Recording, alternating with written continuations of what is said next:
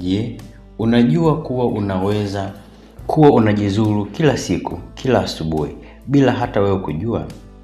Unaamka unakunywa chai, unakula mandazi au labda unakimbia tu bila kula. Lakini kweli mchungu ni huu. Tabia zako za breakfast zinaweza kuwa zinakupeleka taratibu kwenye kisukari, pressure pamoja na unene kupita kiasi, pamoja na matatizo ya moyo.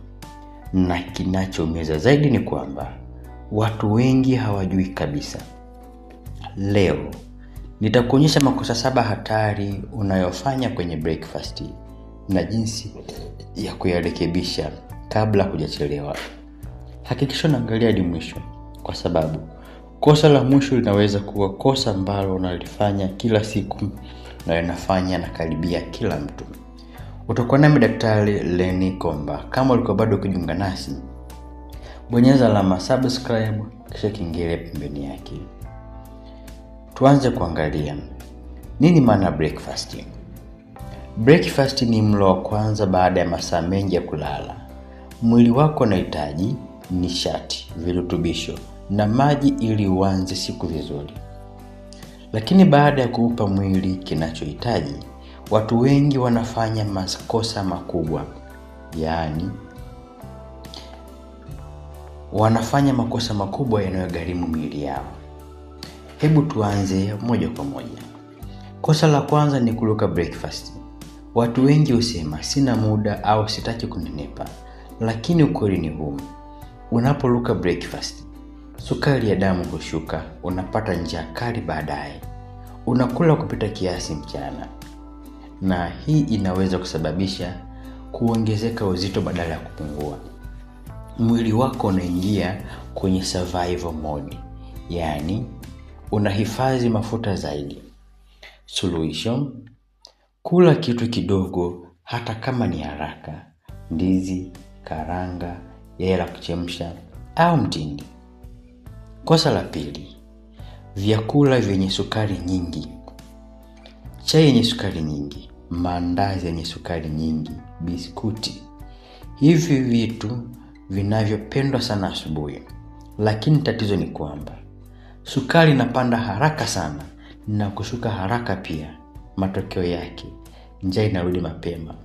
Unachoka haraka. Hatari ya kisukari inaongezeka.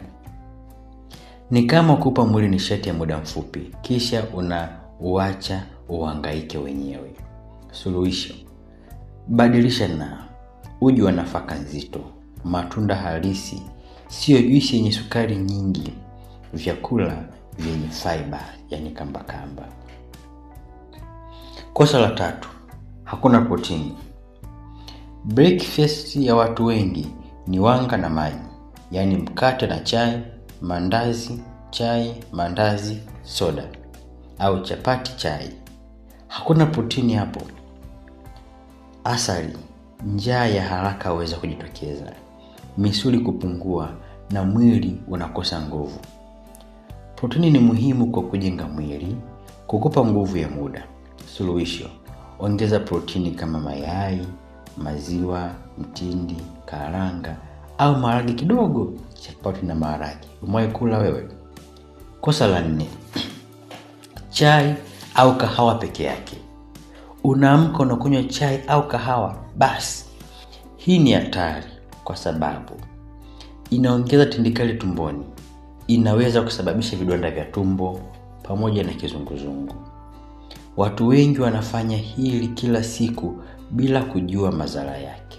Suluhisho: kila kitu kabla au pamoja na chai, hata kipande cha tunda kinasaidia. Kosa la 5: kula haraka.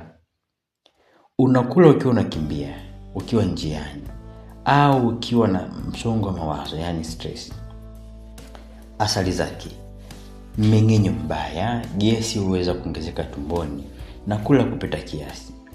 Ubongo wako haupati muda wa kutambua kwa usahihi kuwa umeshiba.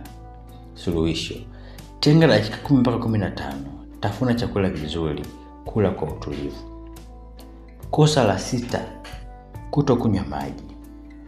Unaamka unaanza chai au chakula moja kwa moja, lakini mwili wako umetoka saa 6 mpaka 8 bila maji.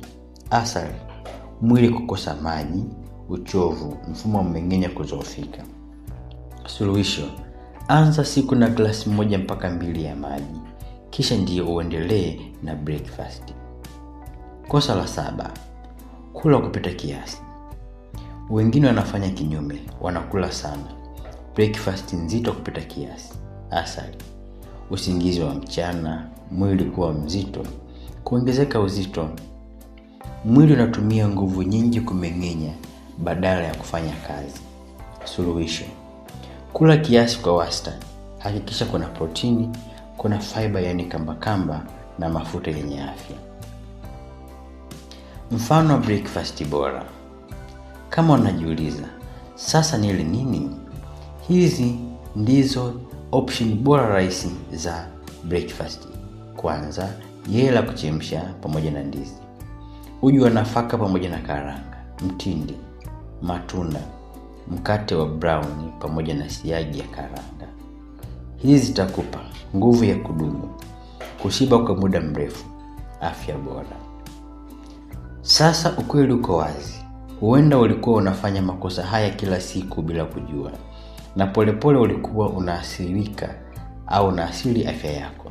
Lakini habari njema ni hii: unaweza kubadilisha kuanzia leo.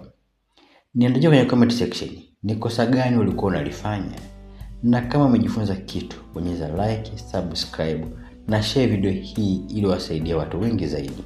Kumbuka, afya yako inaanza na maamuzi madogo ya kila siku, na breakfast yako ndiyo mwanzo wa kila kitu. Kama unataka hatua inayofuata au unataka video kuhusu breakfast bora, niandikie kwenye comment section. Ulikuwa nami daktari wako Lenny Komba. Naamini kuna jambo umejifunza. Nikutakie siku njema.